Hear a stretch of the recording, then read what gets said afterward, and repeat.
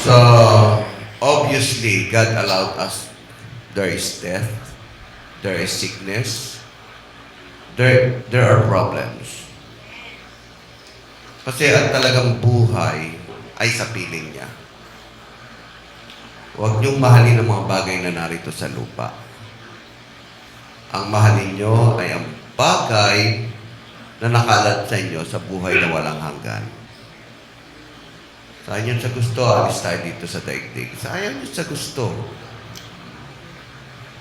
Pero merong nakahandang buhay sa inyo. At yun ang dahilan kung bakit si Kristo namatay. Pwede naman siyang hindi mamatay pero bahala kayo sa buhay niyo. Mapunta kayo ng impyerno, mapunta kayo sa walang hanggang kawalang saysay na buhay. You know, He paid the price kasi may mas magandang buhay na nilalaan sa inyo. He paid the price. Aayaw-ayaw pa marami. They don't believe it. Ang gusto lang nila kung ano yung gusto nila ngayon. Nauuhaw, iinom. Gutom, kakain. Napapagod, matutulog. Yun lang. But there is more than that sa buhay natin dito. And it is eternal life with God. Yang relasyon nyo rito, pamilya nyo rito, temporary rin yan. Iiwan kayo o iiwan nyo sila. But there is one important relationship na talagang tinatag niya. Kaya sabi niya, isa lang talaga. Huwag yung tawaging ama ang mga tao dito. Ibig sabihin, He was telling us that there is one relationship and it is God Himself. Kayo, mag-asawa kayo ngayon pero susunod hindi na sa harap ng Diyos. Kayo parang magiging anghel. Kaya dito sa lupa, ay testing lang lahat yan. Okay? Dito sa lupa, lahat ng mga biyayang binibigay sa inyo, hindi pa reward yan. They are only tools to His kingdom in this world, na parang sa langit. Pero mismo, na buhay na inilalaan sa atin is for eternity. Kingdom kasama ang Diyos. Our eternal relationship is with God, not here. Our life here is lahat ng iyang binibigay sa inyo, mga tools lang yan para kayo i-testing na kayo dapat na maging anak niya. God is preparing you to be His children in eternity. God is preparing you to be more than angels. Anak kayo. Kaya nga, si Jesus nagpakababa para itas kayo na maging kalaybal ni Jesus. Ang tawag sa inyo yung mga kapatid niya. When He died at resurrected, ang tawag niya na sa mga disipulo, sabihin mo ito sa kapatid ko, sa mga kapatid ko. We are called brothers, brethren, kapatid. Kasi yung buhay na pinapangarap nyo rito, baliwala yan sa Diyos. At lahat ng ginugusto nyo at lahat ng buhay nyo, maging isipan nyo mga buhay, maging ang mga hininga nyo rito, they are just tools. Ang gusto niya gamitin kayo dito. At ang kaligtasan na yan ay hindi lamang pang sarili. In the kingdom here in this world, kaya nga sabi niya, mangyari yung ang kahirin dito na parang sa langit. We are everything here is just tools sa kalooban niya. Kaya, many Christians, namimiss nila ang kalooban ng Diyos. Na, kaya nagbibigay ng tithes para pagpalain. Hindi, gagamitin yan, ginagamit lang ng Panginoon. Kayo pinagpapala para gamitin ng Diyos. Ako natutuwa, yung pinagmamalaki, ganda ng trabaho, at nagpakasasa sa mga biyaya na yan. They are not yet rewards. They are not rewards. They are tools. Tools yan para gamitin nyo sa kanyang kaharian. Alam niyo yung binibigay talaga sa atin ng Panginoon na regalo talaga? Alam niyo yung sinabi niya talaga? Kasi yung mga disipulo haharap sa mga pagsubok. Aalit siya, Eh di wala na, yung mga wala nang himala, wala nang pagpapagaling. Pero sabi niya, hindi, bababa ang Espiritu Santo. Now I give peace unto you. Yun talaga ang regalo sa buhay natin. Kapayapaan, kagalakan, no? Kahinahunan, a sound mind. Yan talaga ang regalo sa atin kasi haharap tayo sa mga pagsubok. Hindi pwedeng walang pagsubok. Yung mga pinipris, puro blessing, blessing. Mali yun. Ang nakapokus sa kanila, mga pagpapalang material. Mali yun. Ang talagang ginibigay sa atin, lahat ng yan, totoo. Bibigyan kayo ng trabaho, bibigyan kayo ng pera, bibigyan kayo ng panggastos, bibigyan kayo ng mga gandang bagay dito sa lupa. They are only tools.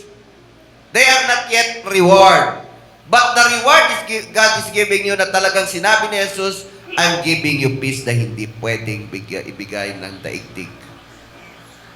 Yun talaga ang gift natin. You have the peace.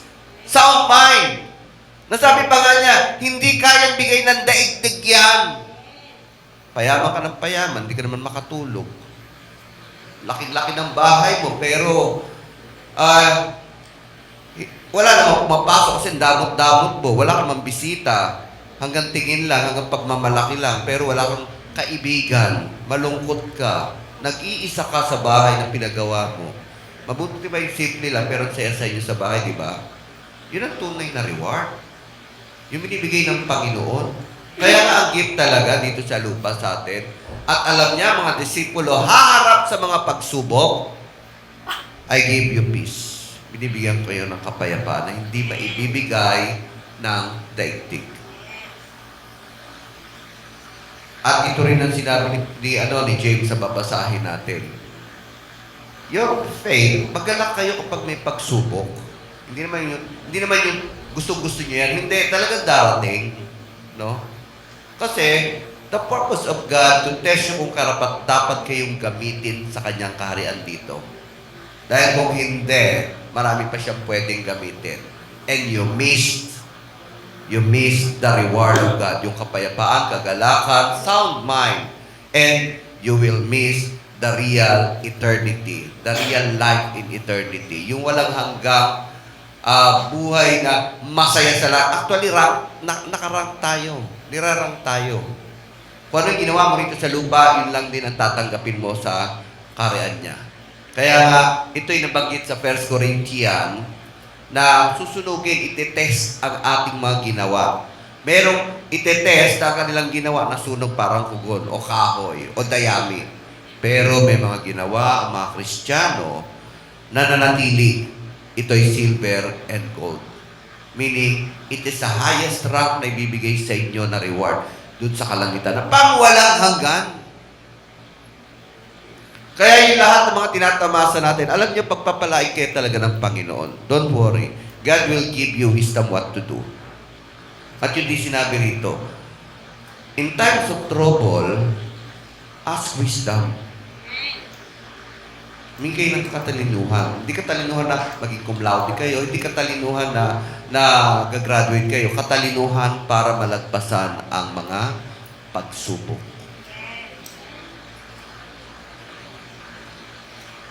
Katalinuhan na maging halimbawa kayo sa pananampalataya.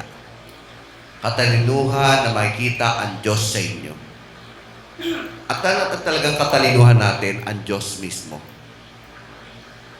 Sige nga, basahin natin James 2:8. Sige, basahin natin James 2:8. Basahin natin. Para sa mga sinusubok kayo, ito ang payo sa inyo ni James. Ayan. Babasahin ko yung verse 2, kayo sa verse 3, ha? Consider it pure joy. Wow. Sinusubok ka na, wala ka ng pera, magpapakasaya ka pa. May sakit ka na nga eh. It doesn't mean na magtatawa kayo dyan, ano? No. Alam niyo yung joy doon, yung maging masaya kayo, God gave you peace. God gave you, God is preparing you to a better thing. May pagkakataon kang gamitin ng Diyos. Joy, my brother. Kasi pagka ginagamit mo lang mga biyaya binibigay sa inyo, pang sarili nyo lang. Pag may pera, mamamasyal kung saan-saan, gagastusin.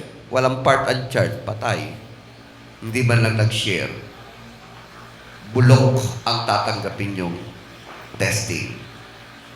Bulok, dayami, kahoy, hindi to gold. Binigyan kayo ng kalakasan, ng katalinuhan, ng kagwapuhan, ng kagandahan. Pinagsasasa nyo lang sa last ng katawan nyo. Hindi nyo ginamit sa church. Hindi kayo nag-invite ng mga dancers pa lang, gaganda at gagwapo at mga talented, ang gaganda ng mga boses. Pero pinagsasa nyo lang yan. Sa kalangitan, sarap ng Diyos, bulok, sunog, abo, sayang. Kaya nga, whatever you have, sabi dito, take it a joy. May pagkakataon kang i-test ka para ikaw ay gamitin ng Panginoon dito sa lupa. Yun ang ibig sabihin doon. May pagkakataon ka. Ilapit mo sa Panginoon. My brothers and sisters, whenever you face trials of many kinds, kasi tinawag ka ng Panginoon, hindi magpasasa ng mga biyaya sa iyo rito. Gusto niyang i-test sa mga biyaya na binigay sa iyo, gagamitin niya dito sa kanyang kaharian. Okay. Kaya ito nasabi, tulad ni Kristo, I'm giving you peace, kasi itong mga disipulong ito, they will face a lot of trials sa kamay ng mga hindi mananampalataya. At ngayon, pinersecute na sila. Pinersecute na sila. Sa panahon ito, sinulat ang letter na to, nag-scatter sila. Yung mga iglesia na tinatawag nung una nila, ang dami, thousand. Natuwa yung mga hindi Kristiyano, pinatay nila si Stephen. Natuwa si Paul. Wow, dapat talagang patay itong mga Kristiyanong to eh. So sabihin nila na si Kristo muling nabuhay, di naman totoo yun, inaakaw yun ng mga disipulo, okay? Pinalalabas nilang muli siyang nabuhay. Dapat patayin talaga. So they were scattered. At kapag ikaw nagtatago sa batas, kung ikaw ay nagtatago sa mga manghuhuli sa'yo, masaya ka ba? Hindi. Kaya ito, nasulat itong James to encourage the Christian. Dito nga, problema nyo lang, walang pera, no? Sumakit lang yung likod, sumakit lang yung balakang, sumakit lang yung ulo, umulan. Ayaw mong magpakita, parang ipipersecute. Samantala mo talagang hinuhuli, kinukulong, pinipersecute, pero sila'y nagtitipon-tipon pa rin. Nagtatago sila. Parang ang sarap na talagang wag na lang maging Kristiyano para malaya ka maglakad-lakad dyan, ano? Mamamili, mamalengke. Pero noon, nagtatago sila. Kaya itong James, sabi niya, pagkakataon niya para patunayan na kayo'y karapat-dapat na gamitin ng Diyos. Karapat-dapat na bigyan ng biyaya na pangwalang hanggan. They are under persecution. So, yung persecuted na mga Kristiyang ito, in-encourage niya, wag kayong matakot. Wag kayong malumbay. Mag-meeting pa rin kayo kahit under persecution kayo. Dito, layo lang ng bahay, hindi na makarating. Hindi makapag-prayer meeting. Persecuted na. Walang pamasahe. Sige, kayo sa verse 3. Verse 3.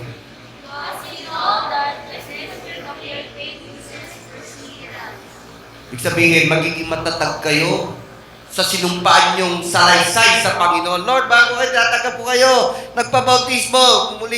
Muling tapos na yung swimming, ano? Pero hindi naman uma-attend. Ayaw na. Gusto lang talaga makapag-swimming. Huwag naman ganon.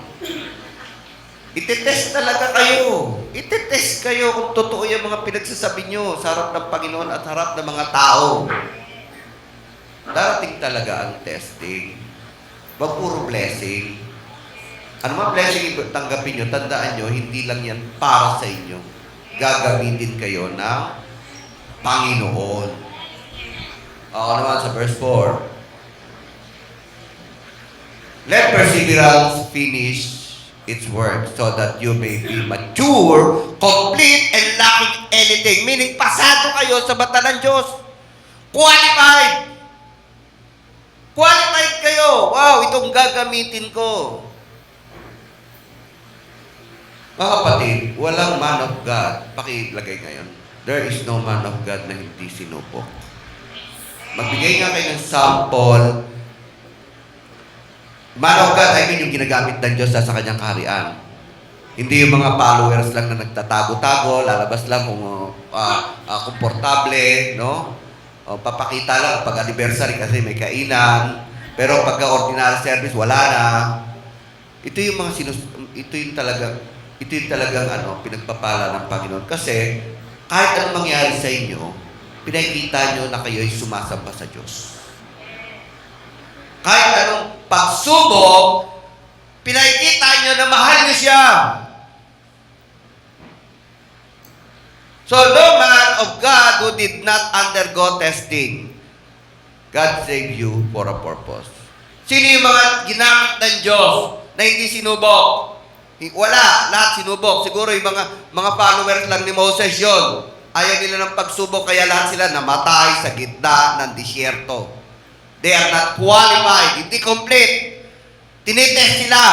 Alam niyo ba, tinetest kayo ng Panginoon, chinecheck yan? Kasi sinabi dito, para kayo maging kumpleto. Wala, hanggang bunganga lang, hanggang salita lang kayo pala eh. Wala, hindi kayo kumpleto. You are not qualified to be used by God. Kung hindi kayo pagpapagamit sa Diyos, marami pa siyang pwedeng gamitin. Konting kubot lang di na magpapakita. Konting kubot lang, a-absent na siya pa naman ang song leader. Yung pala, may binyagan. So, hindi pwede.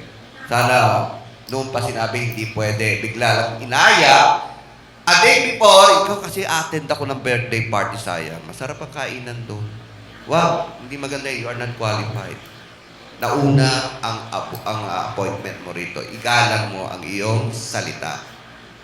Hindi ka karapat-dapat kapag bago mo isip mo. Sabi ng Panginoon, mga pabago-bago isip, nagbabago-bago ng plano, nagbabago-bago ng mga pangako, dahil lamang yun ang nagsusod sa kanilang gusto, wala kayong aasahan.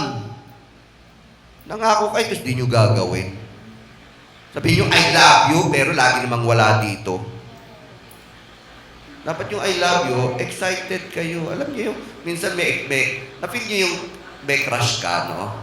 Sa klase mo. Kung bakit yun yung class lang na ina-attendan mo. Magkating classes ka na sa lahat ng mga klase mo. Dahil crush mo yung teacher mo, crush mo yung classmate mo. Ganon. Kasi may feeling ka sa kanya. Diba? Lahat pwede mong absent na, pero yung klase na yun, dahil nandun siya, hindi ka absent. Gusto mo lang siya makita. Lahat tayo experience natin yun, no? Excited. Kung bakit dito hindi excited, dapat excited tayo. Because we feel the presence of God here. So, sino yung mga tinest ng Panginoon? Unang-una, the Father of Faith, ang ama ng pananampalataya. Sino yung ama ng pananampalataya? Si Abraham. Anong pangako sa kanya? Bibigyan sila ng anak. Pero kailan binigay? After 10 years pa? Tagal? Tagal. Parang hindi na yata totoo ito Alam mo, gumawa sila ng para. Minsan, kapag pag yung gumagawa ng sarili mo para, nagkakagulo-gulo pa eh. Hayaan, maghintay ka. Eh sabi ni Sarah, no? Abraham, sabi ng Panginoon, bibigyan tayo ng anak. Eh may tradition sila na pwede mong asawahin kung sino yung kanyang alalay. Siguro ang gusto ng Panginoon, nagsiguro siya no? Gumawa siya ng rasyonale. Ang anak na ibibigay sa iyo, yung anak, sa alipin kong si Hagar. Sige, anakan mo siya. Nagkaanak nga, pero actually hindi na kalooban ng Diyos. Walang wisdom yun. Hindi sila naghihintay. Alam nyo, isa sa mga wisdom at ang simbolo na may pananampalataya, naghihintay. Pag ikaw mainipin, ikaw ay natataranta agad, wala kang pananampalataya. Nagmumura ka agad dyan, inaaway mo ang lahat, wala kang pananampalataya, maghintay ka. So, nagkaanak ka sila. Pero si Abraham, nadali lang, Kaya Abraham ayaw niyang mag-asawa kay Hagar. Mahal niya si Sarah. Kung bakit yung babae nakialam sa kalooban ng Diyos. Sige. And until now, yun ang problema ng Israel at ng mga Arabo. So nagkakaka sila, pero sabi ng Panginoon, hindi ko gusto yan, hindi yan ang kalooban ko. Pero pagpapalain ko pa rin yan kasi anak mo siya. Yun yung ngayon nag-split na lahi ni Abraham. Yung Ismailites, yun yung mga Arab, no? Arab nation. And yung kay Isaac, after 10 years, nanganak nga. Nanganak si Sarah. Baog. Partida, baog. Tested na, baog. Tapos si Abraham, 100 taon, kuluntoy na. Pero nagkaanak pa kasi himala. Sinabi na ng Panginoon, himala. Bibigyan ko kayo ng anak, meaning, manalig ka. Manampalataya ka. Maghintay ka. And that's the wisdom of God. You wait. Maghintay tayo. Ako nga, nag-asawa 30 anyos eh. Pero dahil ko naging crush.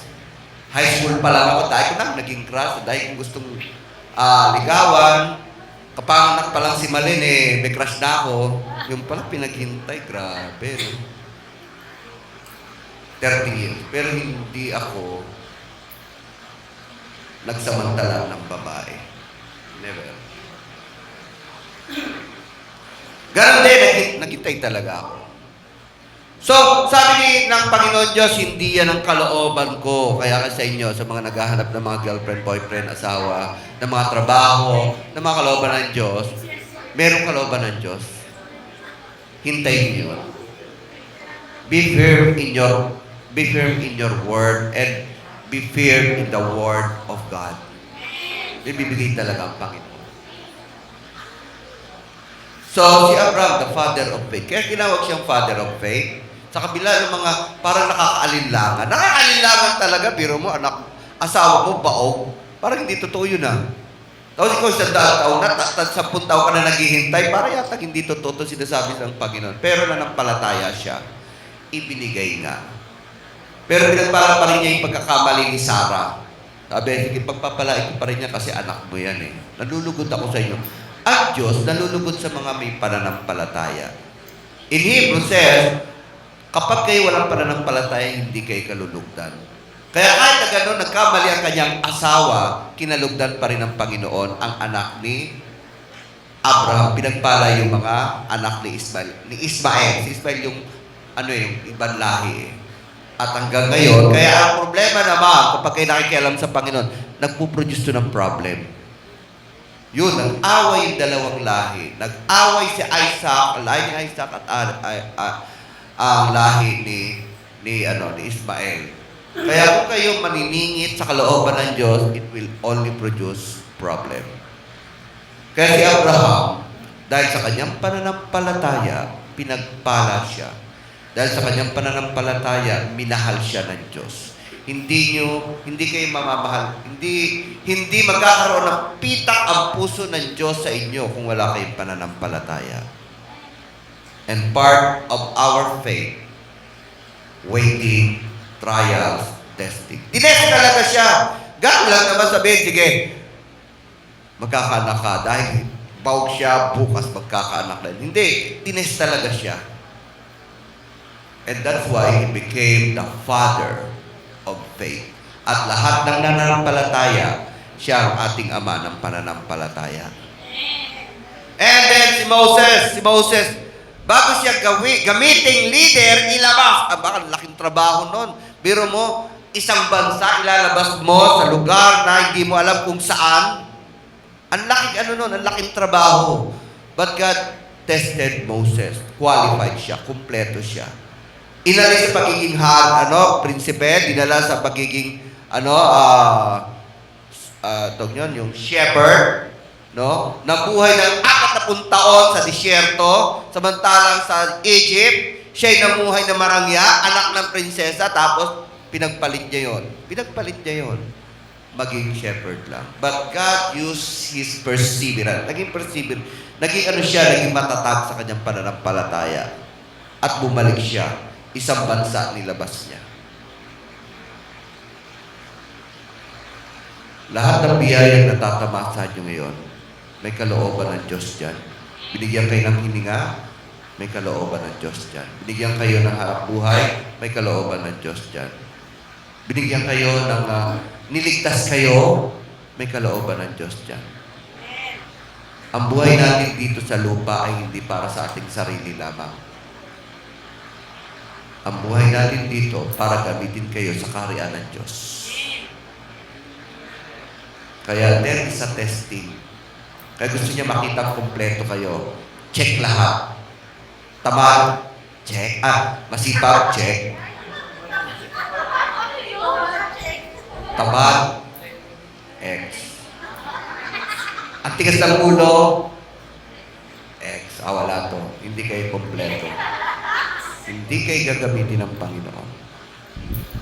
Alam niyo, pinakamagandang buhay dito bago kayo mamatay, nasunod niyo ang kalooban ng Diyos.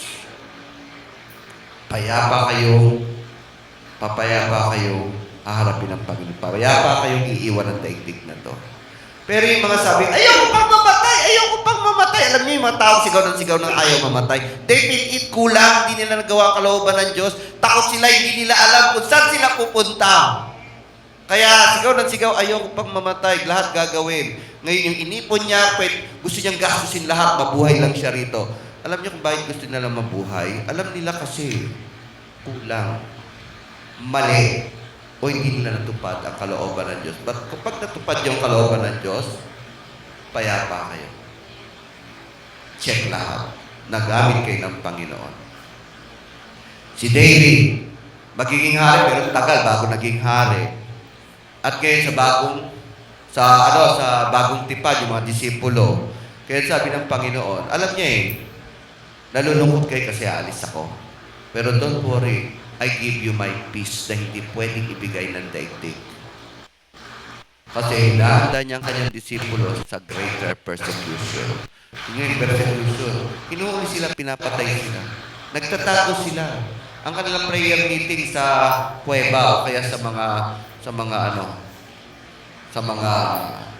sementeryo na walang makakita o walang tao, walang nakakaalam at walang nakakasuspecha na sila'y nagtitipon-tipon. But I will give you peace. Kaya lahat ng mga bagay na sinasabi nila, ina-emphasize nila, blessing, magkakaroon ka ng trabaho, magkakaroon ka ng pera, magkakaroon ka ng kalusugan. Alam niyo, hindi pa yan ang reward. They are just tools. Kasi gagamitin kang patotoo ng Diyos. Gamitin mo yan. Huwag niyong pagsasaan yan. Kaya i-test muna kayo. I-test kayo kung qualified kayo. Kaya, anong verse na tayo? 5? Verse 5. Hello? Verse 5 na ba? Ayan, sige. Kayo nga sa verse 5. Basahin niyo.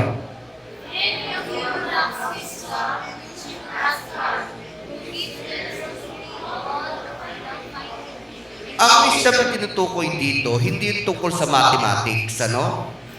Mag-aaral kayo talaga dyan. Hingi kayo ng wisdom, tapos hindi naman nag-aaral. Hindi yun yung ibig sabihin dito. Hindi tungkol sa test exam, sa final exam, hindi tungkol to sa midterm exam. Ang wisdom na tinutukoy dito, sa gitna ng trials, what to do. Yun yung wisdom. Bibigyan talaga kayo ng wisdom, mga kapatid. Bibigyan kayo ng pamamaraan at higit sa lahat, bibigyan kayo ng katatagan. Yun yung mga gift na bibigay sa inyo. Yun yung wisdom. And God Himself is a wisdom. Yung guidance niya, wisdom yan. Kaya kung kayo nasa gitna ng problema, no, ask wisdom. Huwag kayong magtatarang, huwag kayong magmumura, huwag kayong magpag-away. Walang wisdom yun. Ano yun? Ikasasama niyo lang yun. Ask wisdom, sabi ng Panginoon. Mag-pray kayo. Hanapin niyo yung kung paano niyo lalagpasan ang mga problemang ito. At bibigyan talaga kayo, alam niyo kapag kayo nanalangin, there is a different feeling. Nagkakaroon kayo ng lakas ng loob. Nagiging mas malinaw ang isipan niyo. At di niyo alam, kumakatok na pala yung tulong. Kumakatok na yung biyaya. Kumakatok na sa inyo ang mga pagpapala. That is wisdom. Sa gitna ng problema, bibigyan kayo ng pamamaraan ng Diyos. Maraming pamamaraan ng Diyos na na-experience ko sa trabaho. Example na lang sa trabaho, no? At that time, high school teacher ako ng private. Gusto ko talagang lumipat ng college. Ay, ng public, kahit public. But God gave me wisdom na nag-take ako ng high school sa department kasi ganun ang pagtitake paglipat sa sa public. Magtitake ka muna sa kanilang district office. Tapos hihintayin mo kung kailan ka tatawagin ng mga principal. Nagtataka ako ba't walang tumatawag sa akin. Gusto ko sanang puntahan, gusto ko mag-investigate, Pero hindi, sige, okay. Lord, kung anong kalooban niyo sa akin kung hindi pa ako matatanggap. Okay lang. Naging matatag ako sa aking desisyon. To wait! Hintay lang. Sige, wag kang mataranta, wag kang matakot, wag kang mangamba. Alam niyo yung pala yung kalooban ng Panginoon Diyos, pinaghintay ako. Kasi unang tumawag sa akin, ang Iris College, hindi high school. At ito, aksidente pa. Nakupo ako doon sa isang pasimano. Nakita ko yung co-teacher ko, hindi ko naman kilala. Uy, apply ka sa Iris. May nangangailangan doon na teacher. June pa lang, may opening, opening yun lang. May klase na. Hindi ako naniwala, pero ganun pa bang sayang din, sige baka totoo. So God gave me wisdom na maniwala. Pagdating ko ron, nakausap ko mismo yung din, talagang kailangan pala. Pinagandaan ako ng ito, kailangan magpunta ka rito. Tapos meron tayong demo muna. Dalawa yung kami nga magdi-demo. Isang assistant teacher, isang ordinary teacher. Praise God ako natanggap. So, a week after na ako'y nagtuturo na sa college, sa Iris, biglang tumawag sa akin, dalawang principal. Pinapupunta ako sa Kulyat, pinapupunta ako dun sa New Era. Kaya, that is wisdom.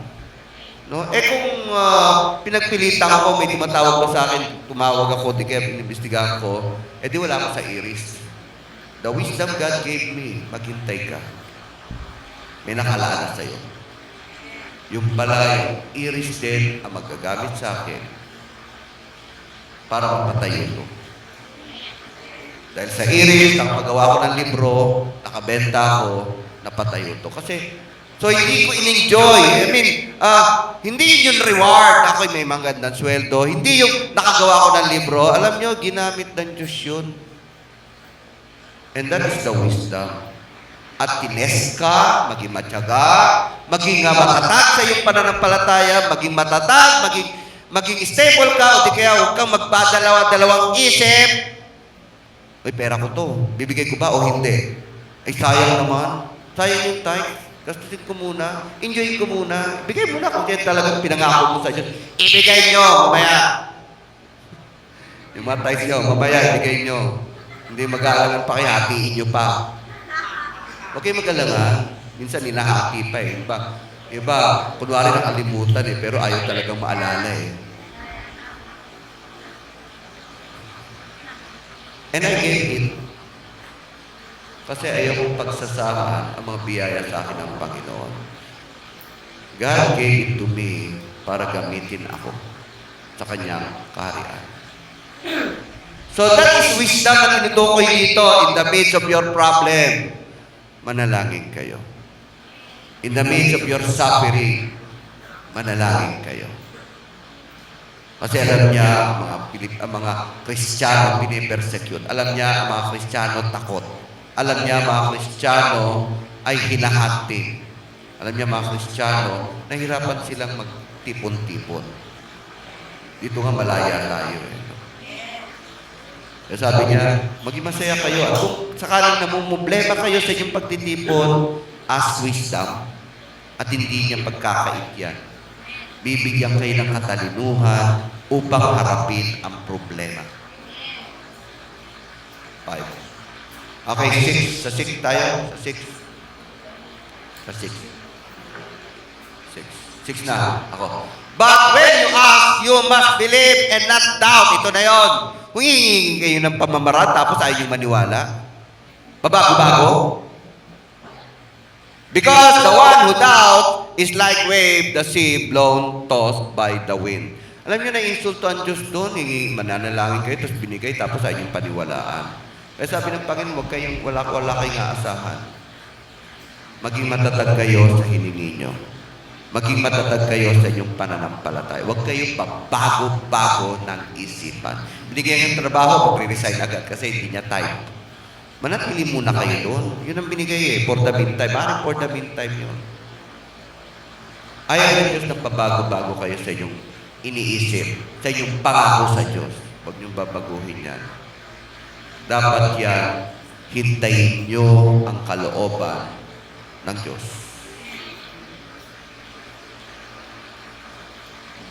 Yung mga binubulong niyo sa Panginoon, Panginoon, bigyan niyo ako ng trabaho.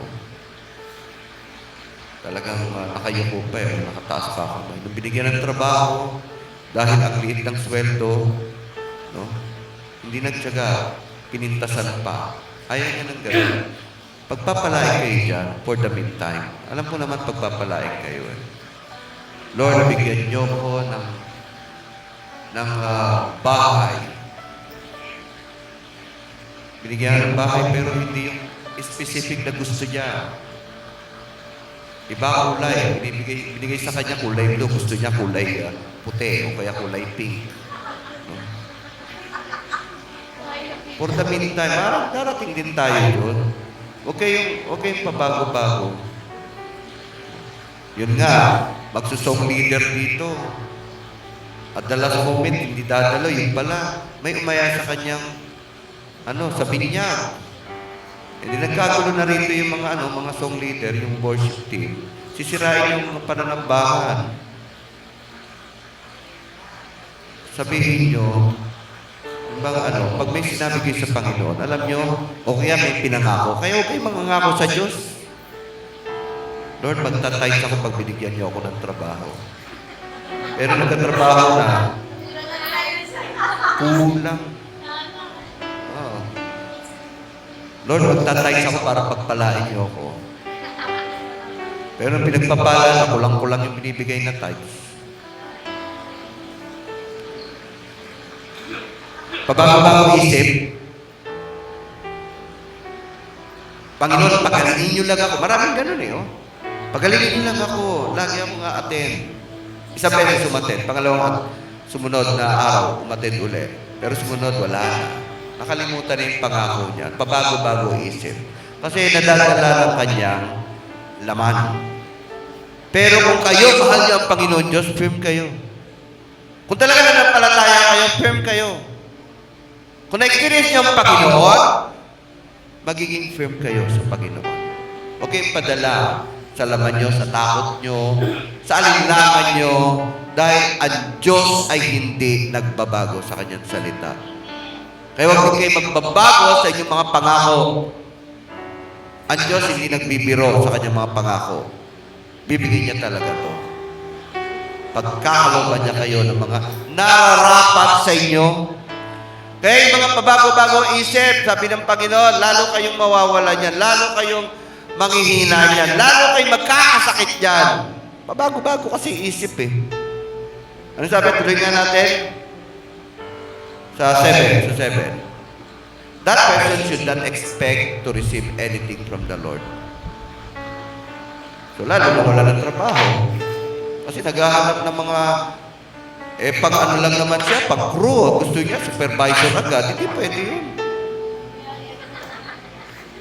Hihingi ng sasakyan. Gusto niya yung maganda talaga, luxury. Dapat kahit mag-second hand ka muna. Mag-second hand muna. Kahit sirain. May sasakyan ang hiningi mo Kahit nagpapagawa kayo, okay lang. Sana kayo bibigyan ng brand new car. Kasi tinetest pa kayo. Tinetest pa kayo. Hanap ng trabaho, gusto malaki agad ang sweldo. O di kaya maganda yung kanyang supervisor, na-favorite agad siya. Hindi, may testing dyan. Ititest agad kayo. Hindi kayo makikita agad ng mga gusto nyo, tinetest kayo. Pero God, in His mercy, ginagabayan kayo na para sa inyo. Noong hindi ako nangako talagang maging pastor. Pero feeling ko, tinatawag akong pastor. Alam niyo, unang church na binigay sa akin, garahe. Lord, bigyan niyo naman ako ng magandang. Hindi ako humingi talaga Lord, bigyan niyo ako ng church. The church talaga. Alam niyo, binigay ko na sa akin, garahe. Ang layo ng church sa akin, Tadansora, tiga Project 4. So, talagang tatravel ako. Pinagtyagaan ko yun. Tapos, nung pinalayas kami, kasi namatay na yung pinaka-member doon, pinamana doon sa pamangkin na hindi naman member, pinalayas kami. Buti na lang, wala ako doon. Sinabihan ng mga elders ko, Pastor, wala na, pinaalis na tayo rito. Parang ang sarap sabihin, na mag-aklas na lang tayo. Wala naman tayong church building eh. Pero pinagpatuloy ko yun. Nagkaroon ako ng sasakyan, second hand. Tapos palit pa yung makina, kasi sira pala yun. Pinalitan ko yung makina. Yung simaron, yun ang ginamit. Pero pasaya na ako dun sa simaron na yun. No? Yung cambio dito sa likod ng gagaling, gano'n. Ang sakit dito. Oh. Ang sakit dito. Yung cambio nandito sa likod ko. Sa makita na sasakyan nasa likod ng cambio, kaya pag tumatakbo ko, awang-awa sa akin yung elder ko. Pastor, alam mo, pag nakikita kitang nagkakambyo, ako nahihirapan, para akong makukomang. Kasi iba yung makina eh, pinalitan, so nag-adapt siya. Imbis na dito yung cambio, nandito sa likod ko. Para mapaandar lang. Pero tinanggap ko yun kasi para gamitin. 10 taon na come and go. Hatid sundo, mga members, mga gamit. Pero chinecheck ako ng Panginoon. Tinetest ako ng Panginoon. Yun nga para maging kompleto kung qualified na ako. Kaya sa mga hinihingi niyo, huwag kayong pabago-bago. Nagbago agad. Buti hindi ako nagbago. Ayoko. Nawala lang yun. Kasi kalooban na rin ng Diyos. Yung si Maron na yun, nagkarga ng patayan. May namatay na baril. Yung pala, ang pumatay, anak ng member ko. At sabi ng daddy ko, huwag ka nang bumalik doon kasi madadamay ka. Kasi namatay yun sa si Maron mo eh. Yun ang dahilan, pero ayoko talagang ihinto yung gawain. For 3 months, hindi ako nagpakita nga. Mamaya, madamay pa ako eh. Na isa sa mga member ko, anak mo, nakapatay. Tapos sasakyan ko pa namatay yung nabarelo. Sabi ng daddy ko, huwag ka nang bumalik doon. So, hindi galing sa akin. Hindi dahil sa tamad na ako. Hindi dahil sa napapagod na ako. Hindi dahil sa ang pangit ng church namin, walang building. Nagtiyaga ako. Ang building, ang pagtitipon namin sa garahe, tapos napunta sa junk shop, napunta sa barangay, pag ganun-ganun kami kung saan nag-offer ng opening. Pinagtiyagaan ko yun for 10 years. Yung pala, kaya pala ako aalis dito kasi hinanda ako sa Silito. Doon, tuwan-tuwa ako. Sa Silito, may pinaalis na pastor, ako pinalit. Maganda na yun. Building na talaga. Pero yun, dating tindahan. At least, hindi na ako aalis, hindi na ako magsusundo. At hindi na rin ako magsusundo at hindi na rin ako maghahatid. Ang hirap 10 years hatid sundo mga members pati gamit. Hindi ako nagbago. Ayoko magbago kasi. Ayoko yung bag dahil lamang sa pagod, mag-give up ka na. Ano sabi diyan? Yung mga pabago-bagong isip, huwag kayong aasa ha. Tinetest nga kayo eh. Andito ang checklist ko. Tapos bigla kayo magbabago. Wala kayong aasahan. Ihingi ka ng church. Wala, huwag na. Huwag ka na mag-church. Huwag ka na magtrabaho kaya. Iba na lang gagamitin ko. At mula doon, binangyari din, hindi ko gusto. Hindi galing sa akin. No? Ako yung nag-resign. Minsan kasi gumagawa ang Diyos sa mga confusion, sa mga problema. Doon siya gumagawa para iligtas ka sa gulo. So, yung isa gusto kong umalis doon, yun ang paraan ng Diyos para dali naman ako dito. At ito na binigay ng Diyos. Siguro sa listahan niya, wow, check. At ngayon, kumikilos na ang church na to. It's not because sa kagalingan ko, naging karapat-dapat lang ako na gamitin ng Panginoon. At yun ibig sabihin nun, huwag kayong pabago-bago ng isip. Lahat ng pinangako nyo sa Diyos, gawin nyo, pagpapalain kayo ng Panginoon. Lahat ng hinihingi nyo, at kung anong binigay, manatili muna kayo dyan. Mag-a-upgrade yan. Ina-upgrade ng Diyos yan. And last sa 8, anong sabi ron? Such person, double-minded and unstable in all they do. Okay, hanggang lang, ano? Okay. So, God saved you for a purpose. May purpose siya eh. Dahil kung wala na siyang purpose, kukunin ka na dyan. Kukunin ka na, Lord. Tapos na purpose mo eh. Kaya hindi nyo lagi, Lord, anong purpose nyo sa mga bagay na to? Para hindi kayo kunin agad ni Lord. Ano? Yes. So, iniligtas kayo kasi marami pang pwedeng maaaring iligtas. Maaaring maligtas ang inyong kamag-anak, ang inyong kapitbahay, ang inyong kaibigan. Gagamitin kayo ng Diyos talaga. To His kingdom. God saved you for a purpose. Every one of us is candidate. Every one of us is candidate to His kingdom on earth. Candidate kayo. Candidate kayo maging evangelist, maging pastor, maging singer, maging encourager, maging lecturer at lahat ng yan. Gagamitin ang inyong buhay, ang inyong kaluluwa, ang inyong isipan. Candidate tayo to be rewarded in the kingdom in heaven. Alam niyo ang reward dito talaga, hindi naman dito sa lupa. Lahat na binibigay sa ng magandang bagay, they are tools. Gagamitin mo sa kanyang kingdom. Hindi pa yan ang reward. Ang reward talaga dito sa lupa, yung kapayapaan. Yung kagalaan. Yung maninawang isipan mo. Yung maunawa mo ang gusto ng Diyos sa buhay mo. Yung magnadarama mo siya, yan ang reward sa atin. Kasi lahat ng mga bagay dito, nasisira, nawawala, and they are merely tools. Ang talagang reward na inahanda sa inyo, doon sa piling niya. That is the real world. That is the real world. Yun ang tunay na tahanan natin.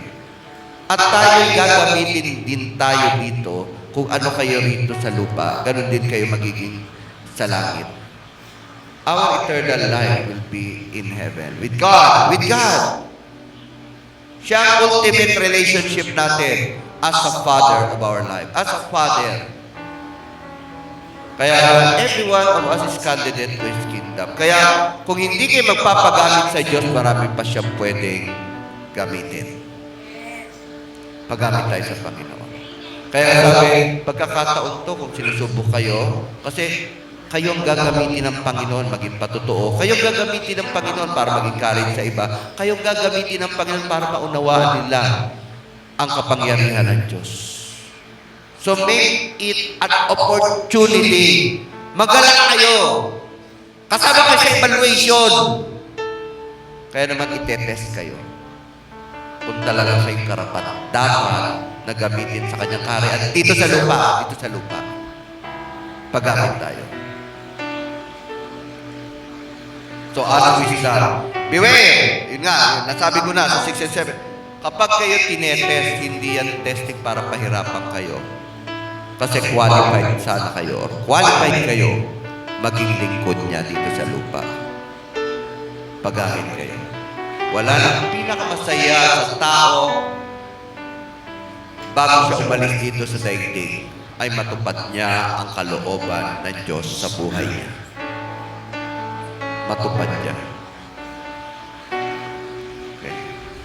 And the wisdom, sa gitna ng inyong problema, mga kapatid, sa gitna ng inyong mga pagsubok, dahil gagamitin nga kayo, ask wisdom, and God Himself is our wisdom. Siya talagang wisdom natin. Tayo lang magsitayo.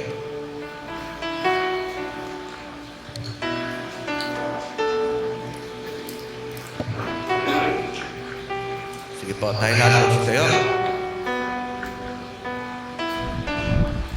Praise God.